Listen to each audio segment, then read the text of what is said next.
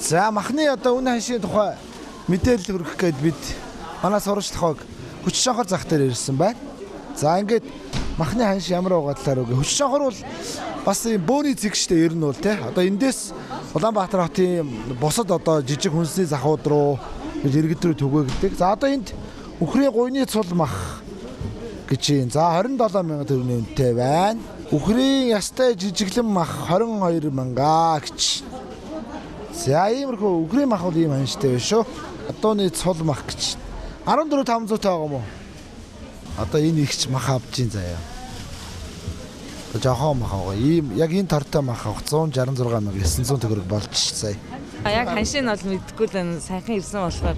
Гэтэ юу гадаадаас ирсэн. Үнэтэй. Хаанаас ирсэн? Өнөөдөр Дэнжин мянга орж ирж үзэж чинь тий. Аль усаас ирсэн да? Солонгост байж байгаа. Солонгосоос үнэтэй байна юу?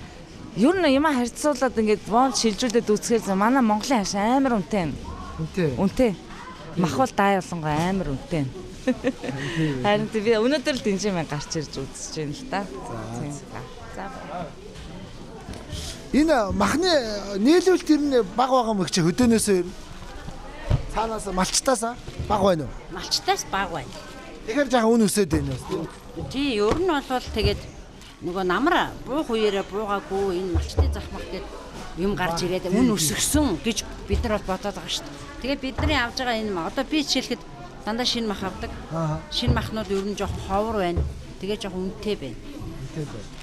Одоо цагаан сар болохоор хэрэглээ хүмүүс бишээд мах аавш тэгэхээр айгуул тэгээд бас жаахан өснө дөө. Мэрэнд бол тэгээд нөлөөлнө шүү дээ. Хүмүүс чинь угаасаа олж малчиж гисэн цагаан сар зориулаад махнууд нөөцлөсөн, өөр мал нөөцлөсөн гэх юм уу да тий.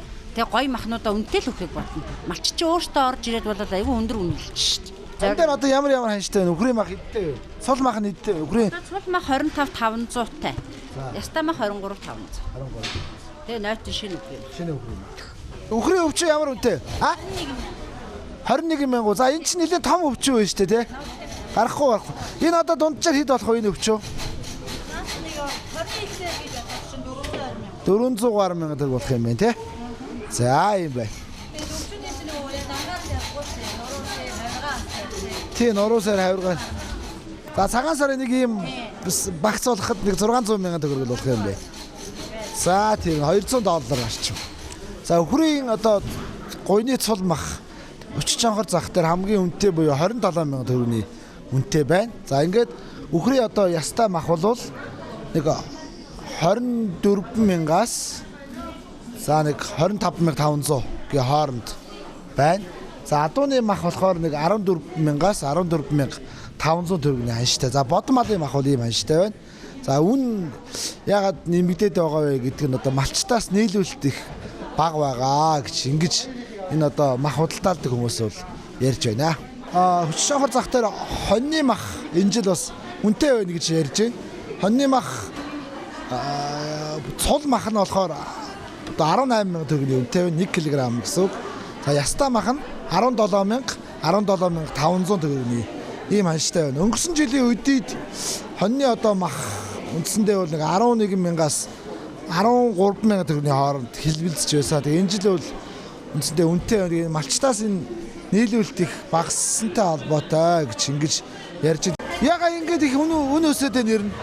Махны ханш ямар шалтгаанууд байна одоо энэ? Энэ одоо малчны зах гэж нэг балаа юм гарч ирэл тэгэл энэ намар буусан шүү дээ.